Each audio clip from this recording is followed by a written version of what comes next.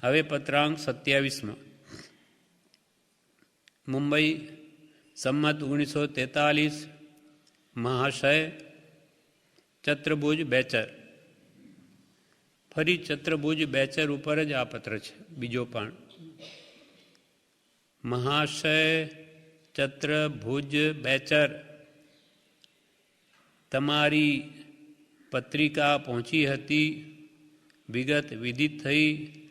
ઉત્તરમાં મને કોઈ પણ પ્રકારે ખોટું લાગ્યું નથી. વૈરાગ્યને લીધે જોઈતા ખુલાસા લખી શકતો નથી. જો કે અન્ય કોઈને તો પહોંચ પણ લખી શકતો નથી, તો પણ તમે મારા હૃદયરૂપ એટલે પહોંચ લખી શકું છું. ચતુર્ભુજ બેચર, કૃપાલદેવના બનેવી, એમને આ પત્ર લખ્યો છે. હા, કે તમારી પત્રિકા પહોંચી છે, વિગત જાણી છે, પણ ઉત્તરમાં મને કોઈ પણ પ્રકારે કંઈ ખોટું લાગ્યું નથી, પણ વૈરાગ્ય અત્યંત છે. પહેલું જેમ ધન્યરે દિવસમાં કહ્યું, 19 ને 42 અદ્ભુત વૈરાગ્ય ધાર રે. પછી શું છે? 19 ને 42 અદ્ભુત વૈરાગ્ય ધાર રે. ના, 47 પછી વાત આવે છે. એટલે અહીંયા શું છે? 1942, આ 43ની વાત છે. એટલે કૃપાલદેવની દશા ઘણી જ અત્યંત વૈરાગ્યમય છે.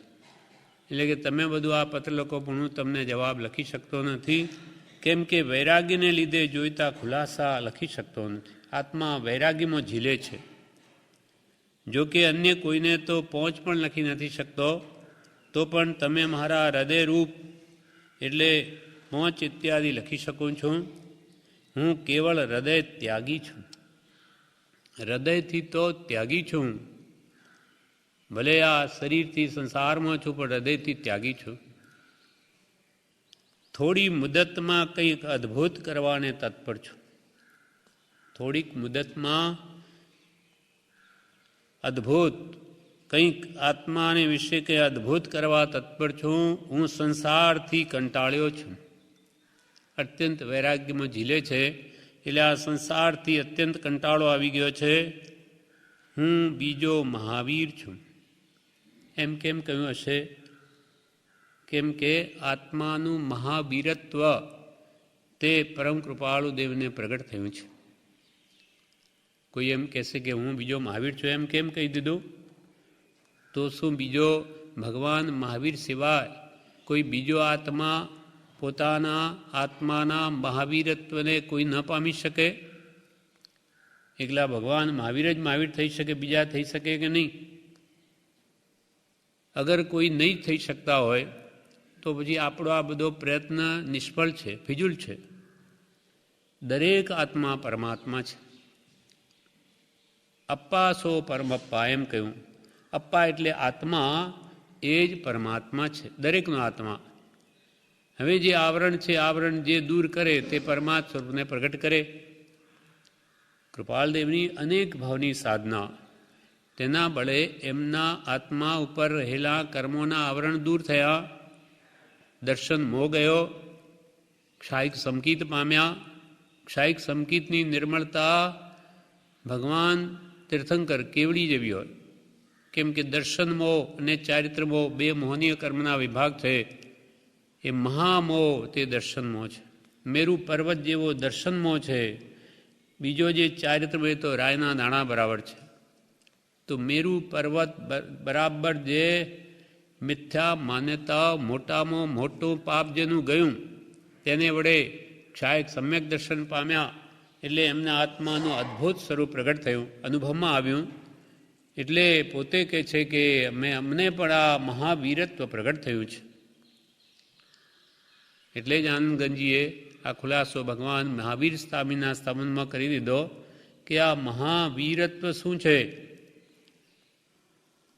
તો કે છઠ્ઠી ગાથામાં કહ્યું. પહેલી ગાથામાં તો વીરજીને ચરણે લાગું, વીરપણું તે માગું રે, મિથ્યા મોહતી મીર ભય ભાગ્યું, જીત નગારું વાગ્યું રે. આનંદજી પોતે શું કે, વીરજીને ચરણે લાગું, વીર ભગવાન મહાવીરને ચરણે લાગું, વીરપણું તે માગું. આપે જે મહાવીરત્વ આત્માનું પ્રગટ કર્યું તેવું હું પણ માગું આપની પાસે. માગવાથી કંઈ આ વસ્તુની જેમ પુસ્તક આપે તેમ આપી ન દેવાય.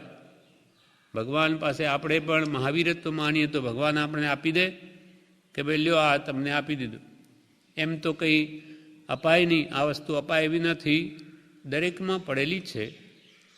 એ આવરણ દૂર થાય તો હું પણ ભગવાન મહાવીર જેવો થાઉં, એ સ્વરૂપ મારું પણ પ્રગટ થાય.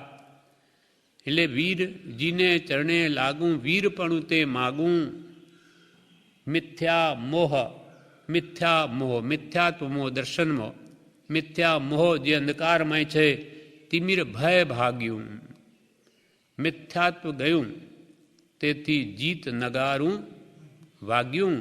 જીત થઈ, જીતી ગયા, સમ્યક દર્શન પ્રાપ્ત થયું. એમાં આનંદજી પોતે કહે છે, મિથ્યા મોહ તિમિર ભય ભાગ્યું, તિમિર એટલે અંધકાર, મિથ્યા મોહ તિમિર ભય ભાગ્યું, જીત નગારું વાગ્યું રે. એ જ સ્તવનમાં છઠ્ઠી ગાથામાં એમ કે છે કે આ વીરપણું શું છે.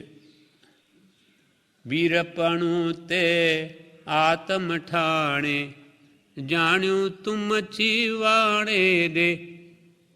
વીરપણું ક્યાં રહ્યું છે? મહાવીરત્વ એ પ્રત્યેક આત્મામાં પડેલું છે, પણ છે ક્યાં? શરીરમાં? તો કે આત્મામાં. વીરપણું તે આત્મ ઠાણે, આત્માના સ્થાનમાં એ વીરત્વ રહેલું છે, અનંત વીરત્વ. ક્યાંથી જાણ્યું તમે? તો કે જાણ્યું તુમચી વાણે, તમારી વાણીથી મેં જાણ્યું. અમને ક્યાં અનુભવ છે? અમે કંઈ જાણતા નથી. આપે કહ્યું કે પ્રત્યેક આત્મા મહાવીર છે, અનંત વીરત્વ પ્રત્યેકમાં પડેલું છે, એમ આપે કહ્યું. એથી અમે જાણ્યું કે દરેક આત્મા પરમાત્મા છે. જાણ્યું તુમચી વાણે. હવે અમારું મહાવીરત્વ કેમ પ્રગટે? તો કે ધ્યાન વિજ્ઞાણે શક્તિ પ્રમાણે નિજ ધ્રુવ પદ પહેચાણે. ધ્યાનથી અને વિજ્ઞાનથી, આત્માના ધ્યાનથી. જે આત્મજ્ઞાની હોય તે જ આત્મધ્યાન કરી શકે. તો ધ્યાન વિજ્ઞાન, વિજ્ઞાન એટલે વિશેષ જ્ઞાન. ધ્યાન વિજ્ઞાણે, વિજ્ઞાન એટલે વિજ્ઞાન. ધ્યાન અને વિજ્ઞાનથી નિજ ધ્રુવપદ, પોતાનું ધ્રુવપદ. ધ્રુવપદ એટલે શાશ્વત, ત્રણેય કાળમાં જેનો નાશ નથી એવું જે આત્માનું શુદ્ધ પદ છે, સ્વભાવ શુદ્ધ સ્વભાવ, એ ધ્રુવપદ છે. તો નિજ ધ્રુવપદ પહેચાણે. પહેચાણે એટલે એને અનુભવમાં આવે, જાણે. સાથી જાણે તો કે ધ્યાન અને વિજ્ઞાનથી. તો એ ધ્યાન અને વિજ્ઞાન કૃપાળુદેવ અનેક ભાવથી કરતા આવ્યા, જેને લઈને એમના આત્માનું સ્વરૂપ, શુદ્ધ સ્વરૂપ પ્રગટ થયું. એટલે એમણે પોતાની ડાયરીમાં લખ્યું કે ઓમ શ્રી મહાવીર. મહાવીરત્વ આત્માને એ આનંદગંજીને પ્રગટ થયું. એટલે આનંદમંજી પણ એક સ્તવનમાં એમ કે છે, 16મા શાંતિનાથ ભગવાનના સ્તવનમાં, કે હું બીજાને તો કોને કહું કે મને નમસ્કાર કરો? પોતે પોતાને જ કહે છે, અહો અહો હું મુજને કહું, નમો મુજ નમો મુજ રે, અમિત ફળદાન દાતારની, દેહની ભેટ થઈ તુજ રે, શાંતિજીન એક મુજ વિનતી. અહો, આશ્ચર્ય વિરામ મૂક્યું. અહો અહો અહો હું મુજને કહું, નમો મુજ નમો મુજ. આ જ્ઞાની પુરુષો જો પોતાની આવી અંતરંગ દશા પ્રગટ ન કરે તો આપણે કોઈ નહીં જાણી શકીએ. અજ્ઞાની શું જાણે? એના અંતરમાં કેવો ભાવ વર્તે એટલે અહો હો મુજને કહું નમો મુજ રે. કેમ? તો કે અમિત ફળ દાન દાતા, અમિત અમાપ ફળને આપનાર એવા પરમાત્મ સ્વરૂપની તને પ્રાપ્તિ થઈ છે. અમાપ અમાપ અમિત ફળ દાન દાતાર એવા ભગવાન, તેની તને પ્રાપ્તિ થઈ, પરમાત્મ સ્વરૂપ પ્રગટ્યું, માટે તું તને નમસ્કાર કર. હવે એવી લાગે છે, એથી લાગે કે આનંદજી મહારાજ કેવી ઉત્તમ દશાને પામ્યા છે. નહીં તો આવે એવા જ્ઞાની પુરુષોની અંતરંગ દશાને આપણા જેવા પામર શું ઓળખી શકે? તેમ કૃપાલદેવ અહીંયા શું કહે છે? હું બીજો મહાવીર છું, અર્થાત મને આ આત્માનું મહાવીરત્વ, જે અનંત શક્તિઓ છે આત્મામાં પડેલી, એમને પ્રગટ થઈ છે. એ એમના બનેવીને જ લખે. મેં કે કોઈને કહ્યું નથી, પણ તમે મારા હૃદયરૂપ છો. હોશિયાર છે આ બહુ ચતુર્ભુજ બેચર. એટલે કે આવા જે જૈન ધર્મ પ્રવર્તાવો, તમે અમારા અગ્રેસર કામ કરશો, એમ ભાવના આગળ આવશે. એમ મને આત્મિક શક્તિ વડે જણાવ્યું છે. આ હું જે લખું છું એવી મારા આત્માની શક્તિઓ પ્રગટ થઈ છે. એને લઈને કહું છું, મારા ગ્રહ 10 વિદ્વાનોએ મળી પરમેશ્વર ગ્રહ ઠરાવ્યા છે. મુંબઈમાં જ્યારે શતાવધાન કૃપાલદેવે કર્યા, તેનાથી આકર્ષિત થઈને કે એક માણસ 100 કામ એક સાથે કરી શકે છે. 100 કામ. આપણાથી તો 2 થવાય મુશ્કેલ છે. અહીંયા બેઠા હવે આપણે વાંચીએ છીએ તો એમાંય ધ્યાન રાખવું, અને ત્યાં કોઈ ઘંટ વગાડતો, ટકોરો મારતો, 1 2 3 4 એ ગણતા જવું. હવે આપણે અહીંયા ધ્યાન રાખીએ ત્યાં રાખીએ, ઉપયોગ તો એક બાજુ રહે. પણ એવી આત્માની અનંત શક્તિઓ જેને પ્રગટ થઈ, એવા પરમ કૃપાલદેવ કહે છે કે મારા ત્યાં પછી એ વિદ્વાનો બધા એ આવેલા, તે કે આ માણસ આવા કામ કરી શકે, આ શું છે? એની ગ્રહ કુંડલી જોઈ, જ્યોતિષોએ મોટા મોટા એવા 10 વિદ્વાનો ભેગા થઈ ત્યાં બધા જોવા આવેલા. તે કુંડલી પછી જુએ છે ભેગા મળીને, તો એ ગ્રહો પરમેશ્વર ગ્રહો જેવા જણાય એમને. આ તો જાણે કે પરમેશ્વરના ગ્રહો એવા છે. એટલે કૃપાલદેવ કે મારા ગ્રહ 10 વિદ્વાનોએ મળી પરમેશ્વર ગ્રહ ઠરાવ્યા છે. સત્ય કહું છું કે હું સર્વજ્ઞ સમાન સ્થિતિમાં છું, વૈરાગ્યમાં ઝીલું છું. સર્વજ્ઞ સમાન કહ્યું, સર્વજ્ઞ છું એમ નથી કહ્યું. એટલે સર્વજ્ઞ એટલે તીર્થંકર કેવડી ભગવાન તો આ શરીરમાં રહ્યા છતાં તે અલિપ્ત રહે છે, ક્યાંય લેપાતા. એવી મારી દશા છે. વૈરાગમાં આવી રીતે હું ઝીલું છું. આશુ પ્રજ્ઞ રાજચંદ્ર. આશુ પ્રજ્ઞ રાજચંદ્ર એમ લખ્યું. એ આશુ પ્રજ્ઞનો અર્થ કોઈ મુમુક્ષુએ બ્રહ્મચારી હાજર જવાબી, કે જે કોઈ કે એના પહેલાં એનો ઉત્તર એના હૃદયમાં હાજર જ હોય, એના વિશે કોઈ પૂછ્યું છે. એટલે કૃપાલદેવને જે કંઈ પૂછે એની કવિતા તરત જ બનાવીને, કાવ્ય શક્તિ પણ એટલી કવિતામાં જ કહી દે. ઉપર તો એનો અર્થ કહે, નીચે પાછો એનો દૃષ્ટાંત આપે. એટલે આ પ્રશ્ન કોઈએ પૂછ્યો હશે બ્રહ્મચારીજીને, એટલે પત્રાંગ 99 એનો ખુલાસો કરે છે કે આશુ પ્રજ્ઞ. અહીંયા કયું આશુ પ્રજ્ઞ શ્રીમદ રાજચંદ્ર. આશુ પ્રજ્ઞ એટલે શું? તો કે આશુ પ્રજ્ઞ શબ્દનો અર્થ આપે પૂછ્યો છે. તેનો અર્થ એમ સમજાય છે કે જે પૂર્વના આરાધક જીવને આ ભાવમાં સામાન્ય જનો કરતાં વિશેષ પ્રજ્ઞા એટલે બુદ્ધિ પ્રાપ્ત થઈ છે, અને મોક્ષ માર્ગ શું, આત્મા શું ગ્રહણ કરવા યોગ્ય છે, શું તજવા યોગ્ય છે, તેવા પ્રશ્નોનો નિકાલ જેને સહેજે થઈ જાય છે, એવા મોક્ષ માર્ગે ચાલતા બુદ્ધિશાળી, સ્વપરને ઉપકારી મહાપુરુષ, પરમ કૃપાળુ દેવ જેવા આશુ પ્રજ્ઞ કહેવા યોગ્ય છે. જી કે પૂર્વના આરાધક, અનેક ભાવની જેની આરાધના છે, તે આ ભાવમાં સામાન્ય માણસો કરતાં એની પ્રજ્ઞા એટલે બુદ્ધિ વિશેષ તેજ હોય. અને મોક્ષ માર્ગ શું, આત્મા શું, કર્મ શું, ધર્મ શું, ગ્રહણ કરવા યોગ્ય શું, તગવા યોગ્ય શું, તેવા પ્રશ્નોનો તો નિકાલ જેને સહેજે થઈ જાય છે. એવા મોક્ષ માર્ગમાં ચાલતા બુદ્ધિશાળી, સ્વપરને હિતકારી એવા મહાપુરુષ, પરમ કૃપાળુ દેવ જેવા કેવા આશુ પ્રજ્ઞ કહેવા યોગ્ય છે. જી જેને સહજ માત્રમાં ભેદ વિજ્ઞાન પ્રગટ થાય તેવી બુદ્ધિ હોય, એવા બુદ્ધિશાળી કે જેને સહજ માત્રમાં ભેદ વિજ્ઞાન પ્રગટ થાય આત્મજ્ઞાન, જેને પ્રશ્નોના ઉત્તર શાસ્ત્રોમાં ખોળવા શોધવું પડતું નથી. પ્રશ્ન ગમે તે પૂછે તો કે એના ઉત્તર શાસ્ત્રોમાં શોધવા પડતા નથી, પણ પ્રશ્ન પૂછતા પહેલાં જેને ઉત્તર સૂજી આવે એવી આચાર્યની યોગ્ય જેની બુદ્ધિ હોય તેને આસુ પ્રજ્ઞ કૃપાળુ દેવે કહ્યા હોય તેવું સમજાય છે. જી પૂછે એના પહેલાં જવાબ હાજર હોય, કંઈ શાસ્ત્રો શોધવા જવા ના પડે.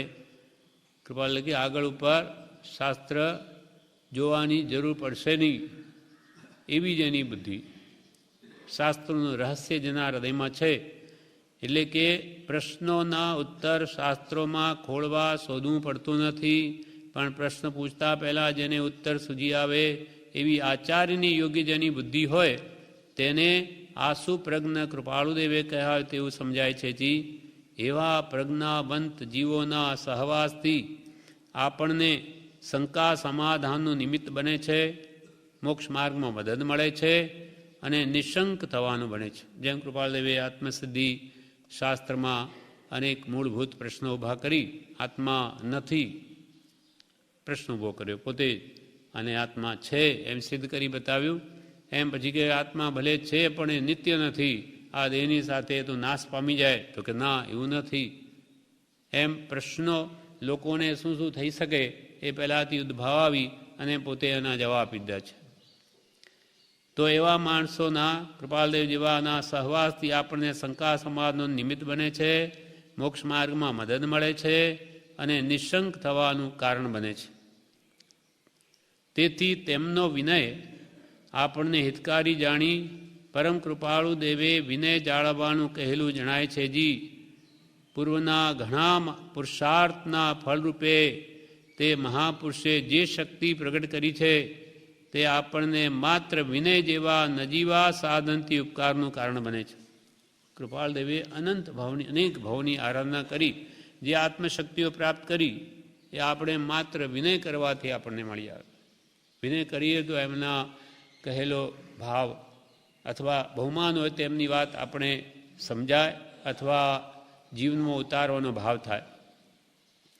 એટલે અહીંયા લખે છે કે પૂર્વના ઘણા પુરુષાર્થના ફળરૂપે તે મહાપુરુષ કૃપાળદેવે જે શક્તિ પ્રગટ કરી છે આત્માની તે આપણને માત્ર વિનય જેવા નજીવા સાધનથી ઉપકારનું કારણ બને છે.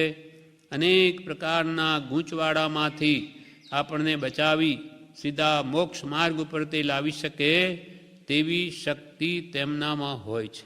હવે આપણે આજે મોક્ષ માર્ગ શોધવો હોય તો ક્યાં શાસ્ત્રોમાં ખબર પડે, અને જ્યાં જ્યાં જઈને પૂછીએ તો બધા જ એમ જ કહે છે કે અમારા મતથી જ મોક્ષ છે.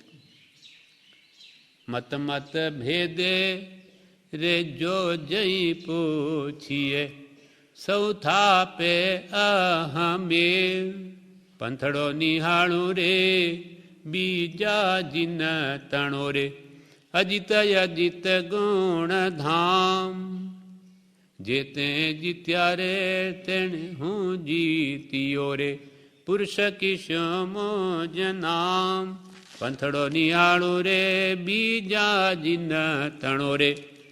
આનંદજી મહારાજ કે જ્યાં જ્યાં જઈને પૂછીએ બધા કે મોક્ષ માર્ગ શું કયો, તો અમે કહીએ તે દિગંબર શ્વેતાંબર ગચ્છ મત અંચલ ગચ્છ ખરતર ગચ્છ તપા ગચ્છ, કે પછી સ્થાનકવાસી કે દેરાવાસી કે દિગંબર, જ્યાં જઈને પૂછીએ અમે કહીએ એમ જ મોક્ષ માર્ગ. તો બીજા બધા મિથ્યાત્વી. શ્વેતાંબરને કહો તો દિગંબર મિથ્યાત્વી, દિગંબરને પૂછો તો કે શ્વેતાંબર મિથ્યાત્વી. હવે સાચું કોણ? એટલે કૃપાલદેવે આત્મસિદ્ધિમાં આ ભાવ મૂકી દીધો. અથવા મતદર્શન ઘણા કહે ઉપાય અનેક, તેમાં મત સાચો કયો બને ને એ વિવેક. સાચો મત કયો મોક્ષ માર્ગ મોક્ષને પામવાનો? બધા કહે છે અમારા મતથી મોક્ષ, સત્ય શું સમજવું?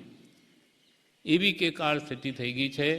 તો એમાં આપણને કૃપાળુદેવે પોતાની અનંત શક્તિ વડે અનેક ગૂંચવાડામાંથી બચાવી લીધા. અનેક પ્રકારના ગૂંચવાડામાંથી આપણને બચાવી સીધા મોક્ષ માર્ગ ઉપર તે લાવી શકે તેવી શક્તિ તેમનામાં હોય છે. ઉત્તરાધીન શાસ્ત્રમાં પહેલું અધ્યયન વિનય વિશે છે. તેનું આરાધન કરનાર ક્રમે મોક્ષે જાય છે, એમ પણ તે જ શાસ્ત્રમાં છે. વિનય ધર્મનું મૂળ છે. આવા પુરુષોનો આપણે વિનય કરીએ, એમની આજ્ઞા માન્ય કરીએ તો આપણું અડધું કામ થઈ ગયું. શાસ્ત્રો શોધવાની જરૂર નહીં. શ્રદ્ધા જો આવી ગઈ તો બસ એની કહેલી આજ્ઞા માન્ય કરો, આપણું કામ થઈ ગયું. એમ કૃપાલદેવની જે અદ્ભુત શક્તિઓ છે તે આપણને જણાય ને એના પ્રત્યે જો ભક્તિ ઉગે તો એનું કહેલું જરૂર આપણા જીવનમાં ઉતરે. એટલે અહીંયા કહે છે કે સર્વજ્ઞ ભગવાન જેલી રીતે અલિપ્ત રહે તેવી રીતે હું છું, હમણાં અને વૈરાગ્યમાં ઝીલું છું, આશુ પ્રજ્ઞ રાજચંદ્ર. પછી આગળ લખે છે એમની અદ્ભુત દશા વિશે ફરી પાન 247 કહ્યું. કૃપાલદેવ ધર્મજવાળા પત્રમાં લખે છે, અંબાલાલભાઈને લખ્યું. અંબાલાલભાઈને પેલા કબીરપંથી સાધુને મળવા જતા ત્યારે શું કે ત્યાં એમને એમ કહેજો કે સત્યનો જ માત્ર આગ્રહ રાખવો, મતને વિશે મધ્યસ્થ રહેવું. તેઓ હાલ વિદ્યમાન છે. આવા પુરુષ કે જેને બધા મતો પ્રત્યે કોઈ આગ્રહ નથી, મધ્યસ્થ છે, તેઓ હાલ વિદ્યમાન છે. યુવાવસ્થાના પહેલા ભાગમાં છે. કૃપાલદેવ કે તેમને આ ઓળખાણ કરાવજો. કદાચ એમનો ઉદય હોય ને સમાગમ થાય તો એ પુરુષ યોગ્ય છે, પામે એવો છે. એટલે કૃપાલદેવ પોતા વિશે અંબાલાલભાઈને એમ કહેવા કહ્યું કે યુવા વયના પહેલા ભાગમાં છે. અપ્રગટપણે પ્રવર્તવાની હાલ તેમની ઈચ્છા છે. અપ્રગટપણે પ્રવર્તવાની હાલ તેમની ઈચ્છા છે. નિસ્સંદેહ સ્વરૂપ નાનાવતાર છે અને વ્યવહારમાં બેઠા છતાં વિતરાગ છે. આ પોતાની ઓળખાણ આપી. એ એમને કહેજો, એ મહાત્માને. કૃપાલદેવ કેવા છે અંબાલાલભાઈ કે નિસંદેહ જ્ઞાના અવતાર એમ કહેજો. કૃપાલદેવ પોતે કે એમને એમ કહેજો નિસંદેહ, શંકામાં કોઈ સ્થાન નથી શંકાને. નિસંદેહ સ્વરૂપ જ્ઞાના અવતાર, જ્ઞાનના અવતાર છે અને વ્યવહારમાં બેઠા છતાં વિતરાગ છે. એ કૃપાળુનો સમાગમ થયા પછી અમને નિરાગ્રહપણું વિશેષ કરીને રહે છે. એમને કહેજો કે અમને એમનો પુરુષનો સમાગમ થયો એટલે અમને પણ હવે કોઈ મત ગચ્છ પથનો આગ્રહ નથી. એ બધું ગચ્છમતની જે કલ્પનાઓ મુકાઈ ગઈ છે અમારી, નિરાગ્રહપણું વિશેષ કરીને રહે છે. મત મતાંતર સંબંધી વાદ વિવાદ ઉગતો નથી કે આ મત ને તે મત, અમને એવું કંઈ છે નહીં. આત્મધર્મ, આત્મવિચાર કર્તવ્યરૂપ ધર્મ ભજવો યોગ્ય છે. એટલે અમારો પણ એ જ લક્ષ્ય રહે છે.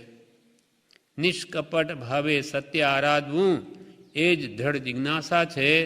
તે જ્ઞાનાવતાર પુરુષે એમને જણાવ્યું હતું એમ કે નિષ્પક્ષ ભાવે સત્યને આરાધવું. સત્ય ક્યાં છે એની આરાધના કરવી, બાકી મત પક્ષનો એમનો કોઈ આગ્રહ નથી. એટલે તમે ગમે તે કબીરપંથીઓ ગમે તે હો, આત્માની શોધ કરીને આત્માને ઓળખો, એ ભાવે એમને કહેવા કહ્યું. અહીંયા આપણે એ પુરુષની દશાનો ખ્યાલ આવે છે. અને વળી કે છે 803 પાન ઉપર કૃપાલદેવે કહ્યું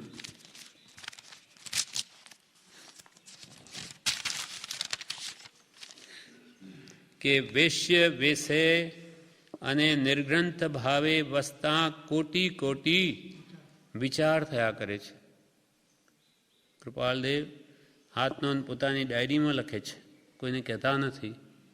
હાથ નોંધ એક પોતાની પર્સનલ ડાયરીમાં નોંધે છે કે વેશ્ય વેશે, આ મારો વેશ તો વણિકનો છે, વણિક વેપારીનો વેશ, અને અંતરમાં નિર્ગ્રંથ દશા, મુનિ દશા, જ્ઞાન દશા, નિર્ગ્રંથ છે હૃદય જેનું. વૈરાગ્ય વેશે અને નિર્ગ્રંથ ભાવે વસતા કોટી કોટી વિચાર થયા કરે છે. કરોડો વિચારો આવે છે કે અંતરમાં તો કેવી દશા પ્રગટ છે અને બહાર વણિકનો વેશ, તે લોકો કેવી રીતે ઓળખી શકે? વેશ અને તે વેશ સંબંધી વ્યવહાર જોઈ લોક દ્રષ્ટિ તેવું માને ખરું છે. અમારો વેશ તો વણી વેપારીને જોઈને એમને વેપારી જ માને લોકો, એ ખરી વાત છે. અને નિર્ગંત ભાવે વર્તતું ચિત્ત તે વ્યવહારમાં યથાર્થ ન પ્રવર્તી શકે એ પણ સત્ય છે. અમારું ચિત્ત મોહરહિત છે. નિર્ગંત ભાવે વર્તું ચિત્ત એ આ વ્યવહારમાં વર્તું નથી એ પણ સત્ય છે. જે માટે એવા બે પ્રકારની એક સ્થિતિ કરી વર્તી શકાતું નથી. કેમ કે પ્રથમ પ્રકારે વર્તા નિર્ગંત ભાવથી ઉદાસ રહેવું પડે તો જ યથાર્થ વ્યવહાર સાચવી શકાય એમ છે. અમે આ નિર્ગંત ભાવ મૂકી દઈએ તો વ્યવહારમાં પૂરેપૂરી બરકત આવે, અને નિર્ગંત ભાવે વસીએ તો પછી તે વ્યવહાર ગમે તેવો થાય તેની ઉપેક્ષા કરવી ઘટે, ગૌણ કરવો પડે વ્યવહાર. ચિંતવે જે વ્યવહારો તે ઊંઘે આત્મકાર્યમાં. આત્મજાગૃતિ જેને છે તે વ્યવહારમાં અનુચિત ચોટે નહીં, અને વ્યવહારમાં જે મશગુલ છે એનાથી આત્મકાર્ય થાય નહીં. જો વ્યવહારની ઉપેક્ષા ન કરવામાં આવે તો નિર્ઘંત ભાવ હાનિ પામ્યા વિના રહે નહીં. વ્યવહારની અમે જો ઉપેક્ષા ન કરીએ તો આ આત્મભાવ હાનિ પામ્યા વિના રહે નહીં. વ્યવહારમાં વર્તીએ જરૂર હાનિ પામે. તે વ્યવહાર ત્યાગ્યા વિના અથવા અત્યંત અલ્પ કર્યા વિના નિર્ઘંતતા યથાર્થ રહે નહીં, અને ઉદયરૂપ હોવાથી વ્યવહાર ત્યાગ્યો જતો નથી. ઉદય ભયંકર છે, શું કરીએ? આ સર્વ વિભાવ યોગ્ય મટ્યા વિના અમારું ચિત્ત બીજા કોઈ ઉપાય સંતોષ પામે એમ લાગતું નથી. જ્યાં સુધી આ પણ થોડી ઘણી ઉપાધિ છે જ્યાં ન જાય ત્યાં સુધી અમારા મનને પૂરેપૂરો સંતોષ થાય એમ લાગતું નથી. એટલે એવી અંતરંગ દશા જેને છે. હવે કે છે આ 27મા પત્રમાં આગળ, દુનિયા મતભેદના બંધનથી તત્વ પામી શકી નથી. દુનિયાના લોકો, જગતવાસી બધા લોકો મતભેદના બંધનથી, મતની માન્યતામાં એવા જકડાઈ ગયા છે કે અમે તો અમારો ધર્મ તો આ, એટલે એથી બીજા ધર્મ આપણા નહીં એમ દરેકે અથવા કુગુરુએ પણ એવું દ્રઢ કરાવી દીધું છે કે આપણો સાચો ધર્મ તો આ જ, આપણે માનીએ છીએ તે જ. એમ દુનિયા મતભેદના બંધનથી સત્ય તત્વ જે છે તે પામી શકતી નથી. સત્ય સુખ અને સત્ય આનંદ તે આમાં નથી. મતભેદમાં મતભેદ રાખી અને સાચું સુખ લેવા જાય ન મળે, કશાય ભાવ જન્મે. અને જ્યાં કશાય કી પોષણા કશાય શાસન હોય ત્યાં તો કશાયનું શાસન થઈ ગયું. વિતરાગ શાસન વિશે તો વિતરાગતા હોય. ભગવાન વિતરાગનું જ્યાં શાસન ત્યાં કશાય ભાવ હોય નહીં. જ્યાં મતભેદની ભાવના આવે ત્યાં કશાય ભાવ જન્મે છે. એટલે સત્ય સુખ અને સત્ય આનંદ તે આમાં નથી. મતભેદમાં તે સત્ય સુખ ને તે આનંદ તે સ્થાપન થવા એ ખરો ધર્મ ચલાવવા માટે આત્માએ ઝંપલાવ્યું છે. ખરો ધર્મ અમે પ્રવર્તાવીશું જ. કૃપાલદેવ કહે છે ત્યાર તો કંઈ હતું જ નહીં. આજે બધું આવું દેખાય કે કૃપાલદેવના અમે તો 60થી ઉપર તો સંસ્થાઓ થઈ ગઈ, અને એટલો બધો ભગવાન મહાવીરનો મૂળ માર્ગ પ્રગટમાં આવી ગયો. પણ કૃપાલદેવ તે વખતે કહે છે, ઉંમર કેટલી છે? 19 વર્ષની. તે વખતે કહે છે કે દુનિયા અમે આ સત્ય ધર્મ સ્થાપન કરવા માટે એક ખરો ધર્મ આત્મધર્મ ચલાવવા માટે આત્માએ ઝંપલાવ્યું છે. જે ધર્મ પ્રવર્તાવીશ આ પૃથ્વી ઉપર આ આત્મધર્મ જરૂર પ્રવર્તાવીશ. એવું જકાર મૂક્યો, પ્રવર્તાવીશ જ. એટલે આપણે એમાંય પણ કહ્યું થશે અવશ્ય દેહથી સત્ય ધર્મનો ઉદ્ધાર રે. સત્ય ધર્મ ભગવાન મહાવીરનો મૂળ માર્ગ તેને પ્રગટમાં અવશ્ય લાવીશું. સત્ય ધર્મનો ઉદ્ધાર રે થશે અવશ્ય આ દેહથી, એમાં થયો નિરધાર રે. ધન્ય રે દિવસ આ અહો, એમ થયો નિર્ધાર. નક્કી અમારા મનમાં નિર્ધાર થયો છે કે સત્ય ધર્મને અવશ્ય પ્રગટાવીશું, અવશ્ય પ્રગટમાં લાવીશું. એમના પદોમાં પણ બોલીએ છીએ આપણે, વાલા સત્ય ધર્મ ઉદ્ધરવા રે, વાલા અમને સુખિયા કરવા રે. સદગુરુ સૂરજ ઉગિયા હોજી, સત્ય ધર્મ ઉદ્ધરવા રે, અમને સુખિયા કરવા રે. સદગુરુ સૂરજ ઉગિયાજી. એમ કૃપાળુ દેવને તો એના જ્ઞાનમાં જણાતું હતું કે અવશ્ય આ ધર્મ આ પૃથ્વી પર પ્રવર્તાવીશ જ. વળી આગળ કે છે, મહાવીરે તેના સમયમાં મારો ધર્મ કેટલાક અંશે ચાલતો કર્યો હતો, હવે તેવા પુરુષોના માર્ગને ગ્રહણ કરી શ્રેષ્ઠ ધર્મ સ્થાપન કરીશ.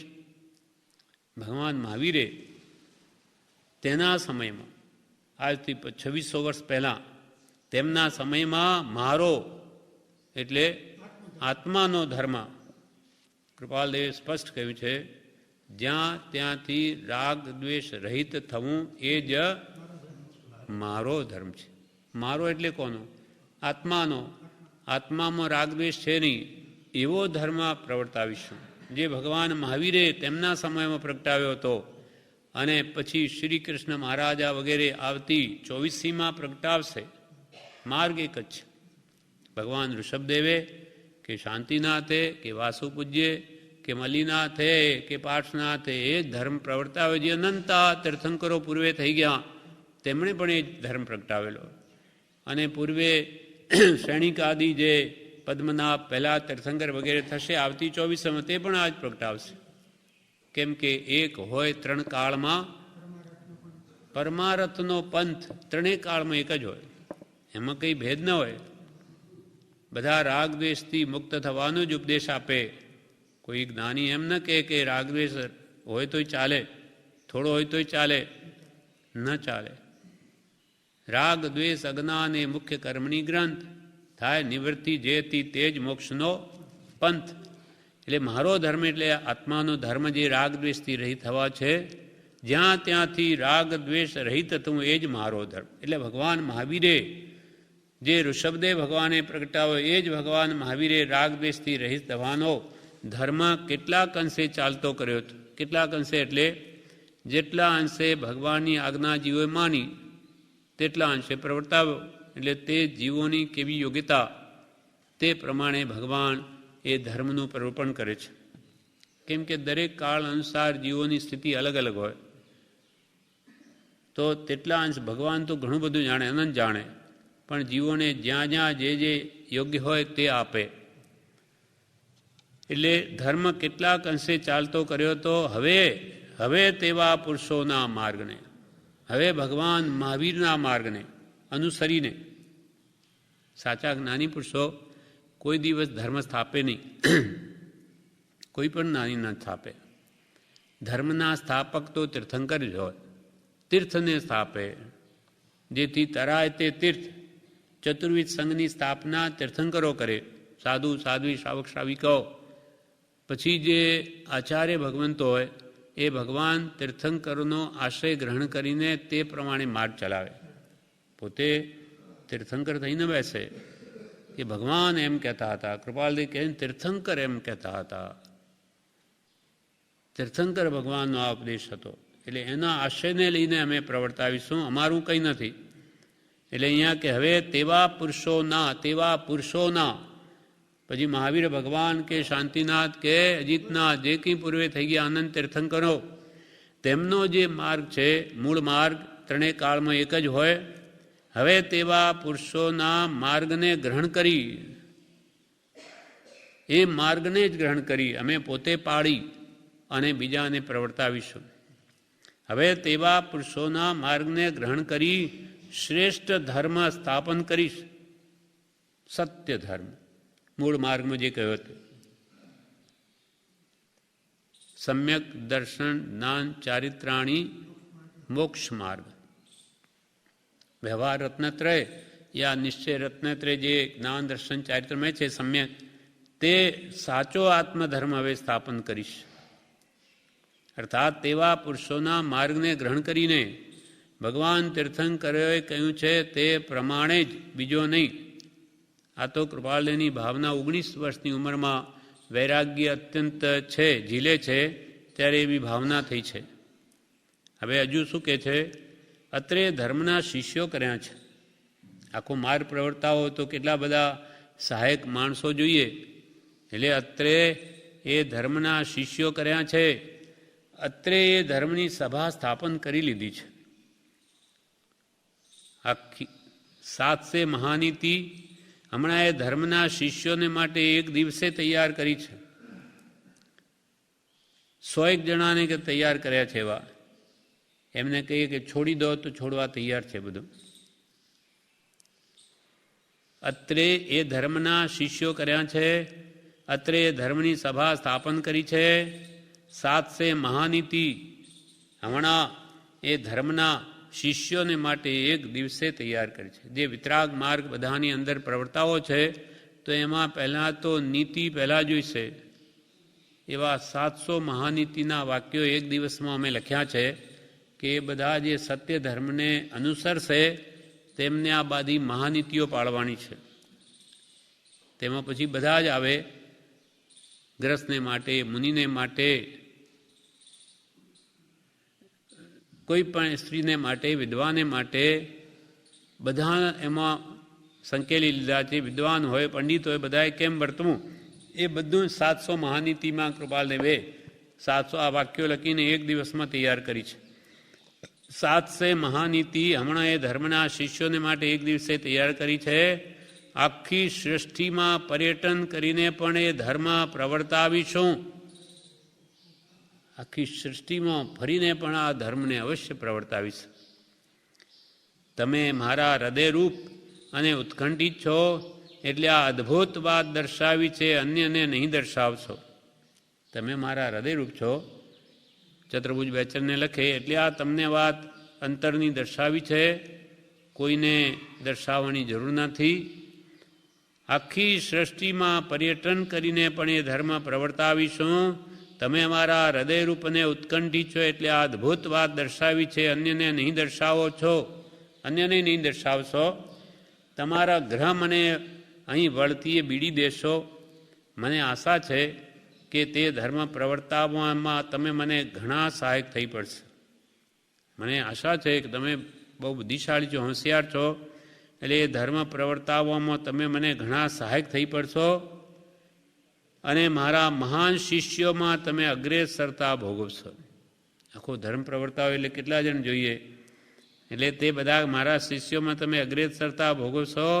તમારી શક્તિ અદ્ભુત હોવાથી આવા વિચાર લખતા હું અટક્યો નથી.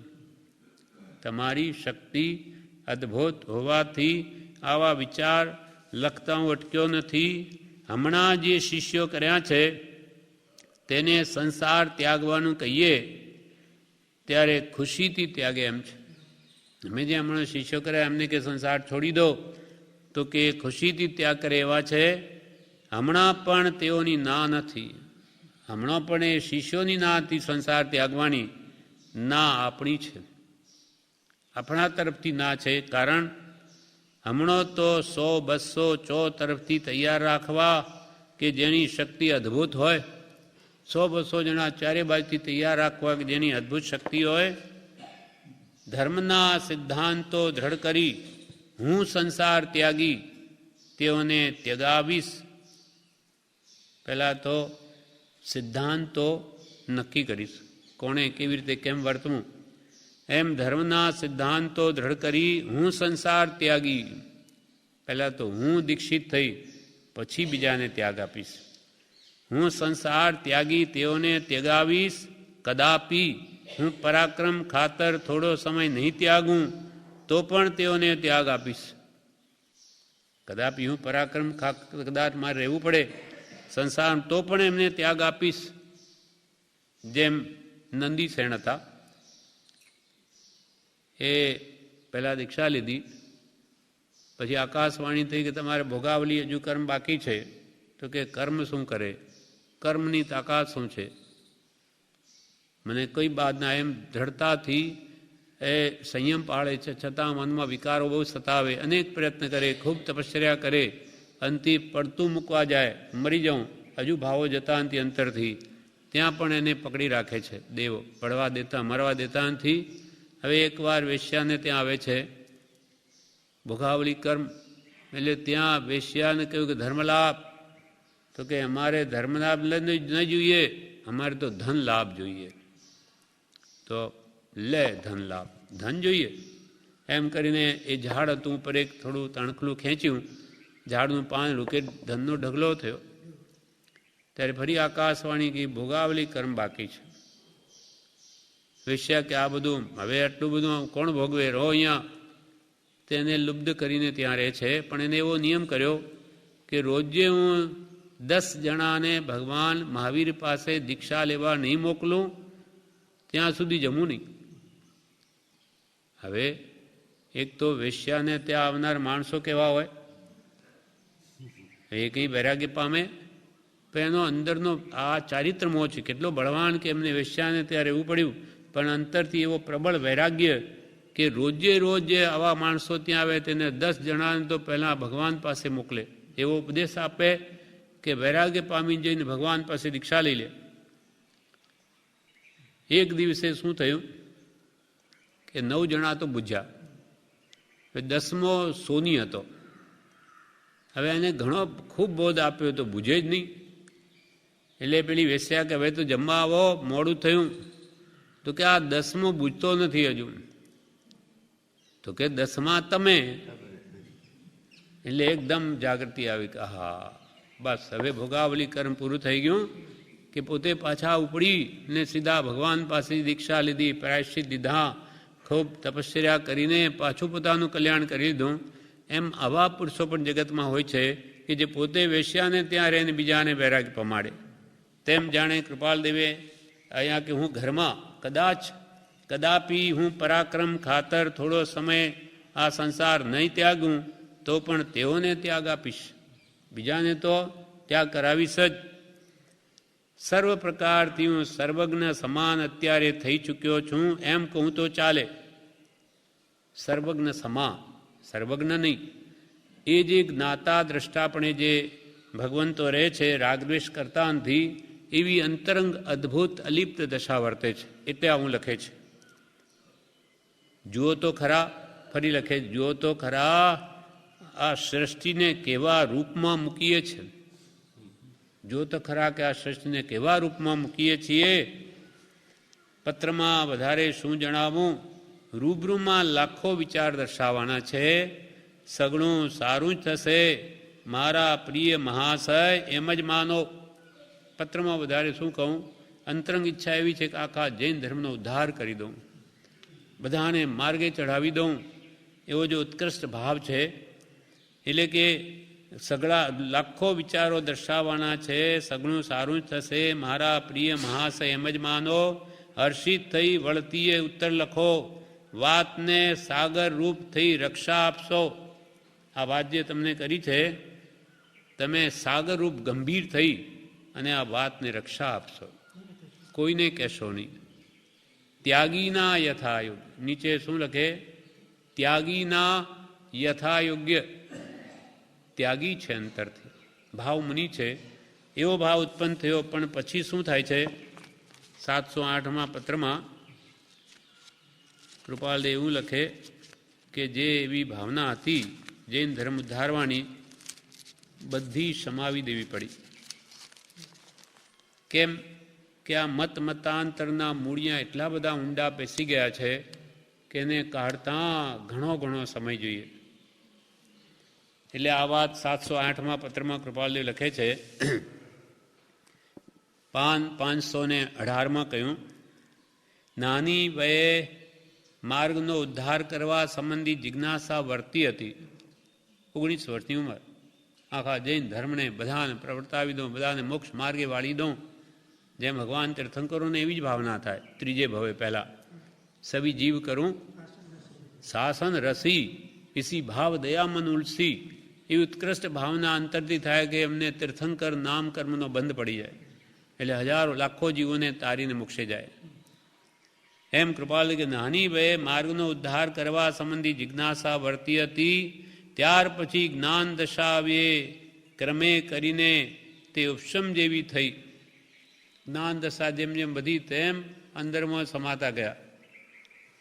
પણ કોઈ કઈ લોકો પરિચયમાં આવેલા તેમને કેટલીક વિશેષતા ભાસવાથી કંઈક મૂળ માર્ગ પર લક્ષ્ય આવેલો, અને આ બાજુ તો સેંકડો અથવા હજારો માણસો પ્રસંગમાં આવેલા આ અવધાનના કારણે, જેમાંથી કંઈક સમજણવાળા તથા ઉપદેશક પ્રત્યે આસ્થાવાળા એવા 100 માણસ નીકળે.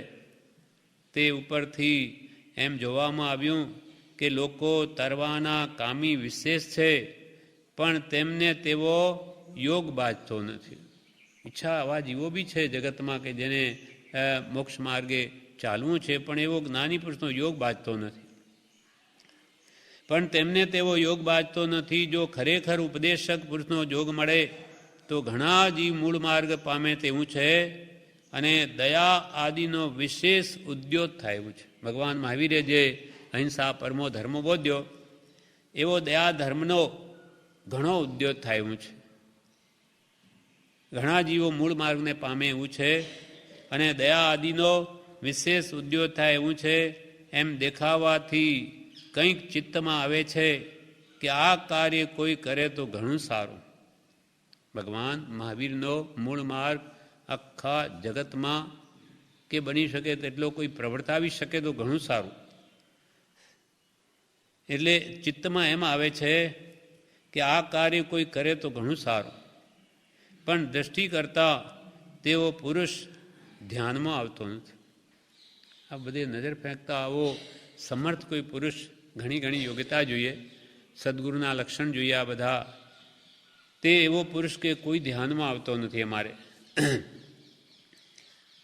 પણ દ્રષ્ટિ કરતાં તેવો પુરુષ ધ્યાનમાં આવતો નથી, એટલે કંઈક લખનાર પ્રત્યે જ દ્રષ્ટિ આવે છે. અમારા પર બીજો કોઈ દેખાતો નથી એટલી શક્તિવાળો, અમારા પ્રત્યે કે લખનાર પ્રત્યે દ્રષ્ટિ આવે છે. પણ લખનારનો જન્મથી લક્ષ્ય એવો છે કે એ જેવું એકે જોખમવાળું પદ બીજું નથી. આખો મોક્ષ માર્ગ પ્રવર્તાવો ગુરુ થઈને, એના જેવું કોઈ જોખમવાળું બીજું કોઈ પદ નથી. એના જેવું, જેમ પ્રભુએ કહ્યું ને, ગુરુ થવું એ તો પ્રભુ મહાજોખમદારીનું કામ છે. એમ કૃપાલદેવી કહે કે લખનારનો એટલે પોતાનો જન્મથી લક્ષ્ય એવો છે કે એ જેવું એકે જોખમવાળું પદ નથી, અને પોતાની તે કાર્યની યથાયોગ્યતા જ્યાં સુધી ન વર્તે ત્યાં સુધી તેની ઈચ્છા પણ ન કરવી, અને ઘણું કરીને હજુ સુધી તેમ વર્તવામાં આવ્યું છે. એના માટે જે સર્વસંગ પરિત્યાગ જોઈએ બહારથી, એ રાજમાર્ગ છે. તેમને દીક્ષા ના આવે ત્યાં સુધી એ માર્ગ પ્રવર્તાવી શકાય નહીં. એમ ભલે ને ઈચ્છા હોય માર્ગ પ્રવર્તાવીની તો પણ એ કરાય નહીં. યથાયોગ્ય જ્યાં સુધી એ કાર્યને યોગ્ય દશા ન વર્તે ત્યાં સુધી એની ઈચ્છા પણ ન કરવી, અને ઘણું કરીને હજુ સુધી તેમ જ વર્તવામાં આવ્યું છે. માર્ગનું કંઈ પણ સ્વરૂપ કંઈકને સમજાવ્યું છે, તથાપી કોઈને એક વ્રત પ્રચખાણ આપ્યા નથી. કૃપાલય જ્યારે વ્રત પ્રચખાણ કોઈને આપવા હોય ત્યારે પ્રભુશ્રી પાસે મોકલતા. પોતાની માતાને પત્નીને પણ ત્યાં મોકલ્યા. નાના ભાઈ હતા લીમડીના, એમણે કે જાઓ પ્રભુશ્રી લલ્લુજી મુનિ પાસે લઈ જાઓ. વ્રત પચખાણ પોતે ભાઈ ત્યાંથી પણ ત્યાં અપાવે. હા, સૌભાગ્યની નહીં આપી, પ્રભુશ્રીને આપી. પ્રભુશ્રી કે આપ બધાને આપો ને આ મંત્ર. તો કે મને આજ્ઞા નથી, પણ કૃપાલદેવે તમને આજ્ઞા આપી છે, તમે બીજાને આપી શકશો, આપ આપી શકશો. એમ અહીંયા પણ કે અમે કોઈને વ્રત પચખાણ આપ્યું નથી, અથવા તમે મારા શિષ્ય છો અને અમે ગુરુ છીએ એવું ઘણું કરીને પ્રકાર દર્શિત થયો નથી. કહેવાનો હેતુ એવો છે કે સર્વસંગ પરિત્યાગ થયે તે કાર્યની પ્રવૃત્તિ સહજ સ્વભાવે ઉદયમાં આવે તો કરવી એવી માત્ર કલ્પના છે. સર્વસંગ પરિત્યાગ અમને આવશે, દીક્ષા બાહ્યત્યાગ, ત્યારે એ પ્રવૃત્તિ થવાનું છે તો થશે. સર્વસંગ પરિત્યાગ થયે તે કાર્યની પ્રવૃત્તિ સહજ સ્વભાવે ઉદયમાં આવે તો કરવી એવી માત્ર કલ્પના છે. તેનો ખરેખરો આગ્રહ નથી, માત્ર અનુકંપાદી તથા જ્ઞાન પ્રભાવ વર્તે છે. તેથી ક્યારેક તે વૃત્તિ ઉઠે છે. આવો જ્ઞાન પ્રભાવ અમારા અંદર છે, કૃપાલદેવ જુએ છે. અને અનુકંપા જીવોની ઘણી વર્તે, એ બધાનું કલ્યાણ થાય, એથી આવા ભાવ અમને કોઈ વાર ઉઠે છે. અને અલ્પાંશે અંગમાં તે વૃત્તિ છે, તથાપિ તે સ્વવશ છે. અમે ધારીએ છીએ તેમ સર્વસંગ પરિત્યાગાદી થાય તો હજારો માણસ મૂળ માર્ગને પામે. અમને જો દીક્ષા આવી જાય બહારથી, તો કેમ કે લોકોને તો ઓળખાણ બાહ્ય ત્યાગની છે, તો હજારો માણસ મૂળ માર્ગને પામે. અમે ધારીએ છીએ તેમ, અમે જે ઈચ્છીએ છીએ કે અમને દીક્ષા આવે, તેમ સર્વસંગ પરિત્યાગાદી થાય તો હજારો માણસ મૂળ માર્ગને પામે.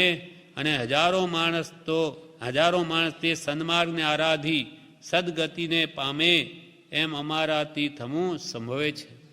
અમારા સંગમાં ત્યાગ કરવાને ઘણા જીવને વૃત્તિ થાય એવો અંગમાં ત્યાગ છે, એવો અમારા અંદર ત્યાગ છે. પણ અહીંયા 709માં એમ લખે છે રાળતથી કે હે નાથ, કાં ધર્મોન્નતિ કરવારૂપ ઈચ્છા સહજપણે સમાવેશ પામે તેમ થાવ, કાં તો તે ઈચ્છા અવશ્ય કાર્યરૂપ થાવ. આ મનમાં જે બહુ જગતનો ઉદ્ધાર કરો એવી ભાવના થાય, કાં તો સમાઈ જાઓ, અને નહીં તો પછી ઈચ્છા કાર્યરૂપ થાવ. અવશ્ય કાર્યરૂપ થવી બહુ દુષ્કર દેખાય છે. આ જે પ્રમાણે અમે ઈચ્છીએ તેમાં બધા ધર્મને પામી જાય, વિતરાગ માર્ગને બહુ જ મુશ્કેલ જણાય છે. અવશ્ય કાર્યરૂપ થવી બહુ દુષ્કર દેખાય છે. કેમ કે અલ્પ વાતમાં મતભેદ બહુ છે. મતભેદ એટલા બધા ગચ્છ મતભેદ પડી ગયા કે બધાને સમજાવીને ઠેકાણે લાવવું બહુ જ મુશ્કેલ કામ છે. કેમ કે અલ્પ વાતમાં મતભેદ બહુ છે અને તેના મૂળ ઘણા ઊંડા ગયેલા છે. મૂળ માર્ગથી લોકો લાખો ગાઉ દૂર છે. વર્તમાન આ કાળમાં મોક્ષ માર્ગ બહુલોક આવી રીતે મૂળ માર્ગથી લોકો લાખો ગાઉ દૂર છે. એટલું જ નહીં, પણ મૂળ માર્ગની જિજ્ઞાસા તેમને ઉત્પન્ન કરાવી હોય તો પણ ઘણા કાળનો પરિચય થયે પણ થબી કઠણ પડે એવી તેમની દુરાગ્રહાદિથી જડ પ્રધાન દશા વર્તે છે. ઘણા કાળનો સમાગમ કરીએ તો એમની જે જડ ઘાલેલી એવો દુરાગ્રહ, કટાગ્રહ, કદાગ્રહ, અમે માનીએ તે જ સત્ય, આ બધી કે એમની જે આવી માન્યતાઓને ફેરવવી એ બહુ કઠણ પડે એવું છે. તો પણ ઘણા કાળનો પરિચય થયે પણ થવી કઠણ પડે, મૂળ માર્ગની જિજ્ઞાસા ઉત્પન્ન કરવી તે પણ એવી દુરાગ્રહાદિથી જડ પ્રધાન દશા વર્તે છે. આ પ્રમાણે કાળની સ્થિતિ જોઈને પોતે પોતાને જ્ઞાન વડે જોયું કે ત્યારે એમને જણાયું કે 3 થી 4 વર્ષ તે માર્ગમાં ગાળવામાં આવ્યા હોય તો 36મા વર્ષે સર્વસંગ પરિત્યાગી ઉપદેશકનો વખત આવે અને લોકોનું શ્રેય થવું હોય તો થાય. 36મા વર્ષે અમારે દીક્ષાનો ઉદય છે. જ્ઞાન વડે જોયું, પછી લોકોનું ઉદય દીક્ષા બાહ્ય ત્યાગ જોઈને થવું હોય તો થાય. એ વખત આવ્યો જ નહીં. કૃપાલદેવનું 33 વર્ષની ઉંમરમાં દેહ ત્યાગ થઈ ગયો. છતાં પણ જે એમને સત્ય ધર્મનો ઉદ્ધાર રે અવશ્ય થશે આ દેહથી, તે આ થયો એ આપણે જોઈએ છે. અને એના માટે જે 1000 પત્રોથી કે મોક્ષમાળાથી કે આત્મસિદ્ધિથી કે પુષ્પમાળાથી કે આ 700 મહાનીતિ વગેરે વગેરે આટલું બધું છતાં 33 વર્ષની ઉંમરમાં થઈ શકે એટલું તો કરી ગયા. કેટલું તો સાહિત્ય વળી ઉધઈ ખાઈ ગયું, કોથળાના કોથળા ભર્યા. આખો દાડો વાંચ લખ જ કર્યા છે. તેમાં વેપારી કર્યા છે, વ્યવહારી ચલાવ્યા છે. છતાં પણ અંતરંગ કેટલી અદ્ભુત દશા હશે કે છતાં આપણને ભગવાન મહાવીરનો મૂળ માર્ગ બતાવી ગયા. એમને જ્ઞાનમાં એવું દેખાયું કે અવશ્ય ઉદ્ધાર થશે આ દેહથી. તે આમ નહીં તો એમ, એ ઉદય નહીં આવ્યો દીક્ષાંત તો આમ આવ્યો. વળી કૃપાલથી ભગવાન મહાવીરનો જ જાણે આ ઉપદેશ કે આવો એમના વચન સત્ય કરવાને જ અમને આવો ઉદય નહીં વર્તો હશે કે એમને દીક્ષાની માં આજ્ઞા નથી આપતી. જ્યારે કે રડવા બેસે મારાથી નહીં રહેવાય, માતા પિતાને આજ્ઞા વગર દીક્ષા લેવાય નહીં. એટલે પછી એમને સભા મધ્યે જ 31 વર્ષની ઉંમરમાં સ્ત્રી અને કંચન અને કાંતાનો ત્યાગ કરું છું. ભગવાન મહાવીરે 30 વર્ષની ઉંમરે સંસાર છોડ્યો, એમને 31 વર્ષ સભા મધ્યે કહી દીધું કે અમે અમારે બસ ત્યાગ. પછી તો એક પૈસો જ ગજવામાં ન રાખે, ટિકિટ સુધા બી નહીં રાખે. એવો ભાવથી મુનિ બની ગયા. દ્રવ્યથી નહીં આવ્યું તો ભાવથી લીધું. પછી જંગલોમાં રહીને પોતે આત્મા આરાધના કરીને પોતાની કેવલ લગભગ ભૂમિકા સ્પર્શીને દેહ અભિયોગ એટલી ઊંચી દશા સુધી પહોંચી ગયા.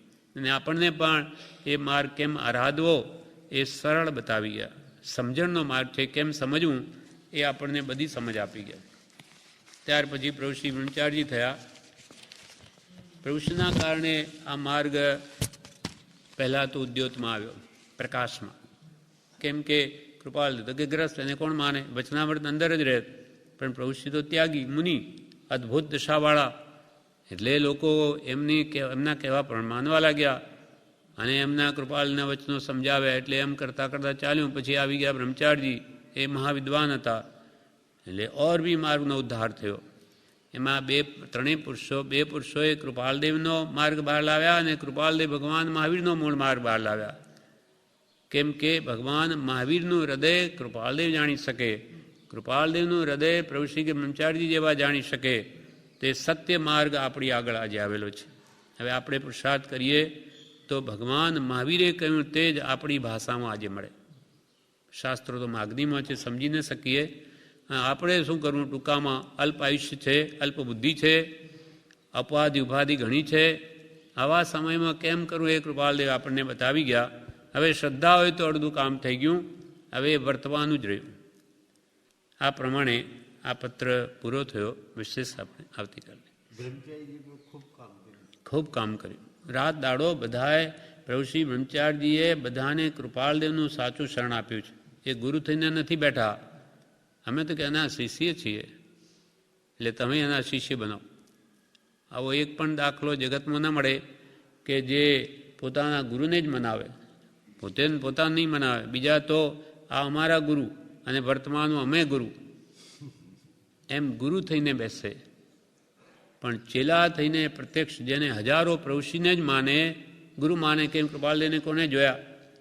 તોય પ્રભુશ્રી કે પ્રભુ અમે ગુરુ થતા નથી, અમે ગુરુ બતાવીએ છીએ.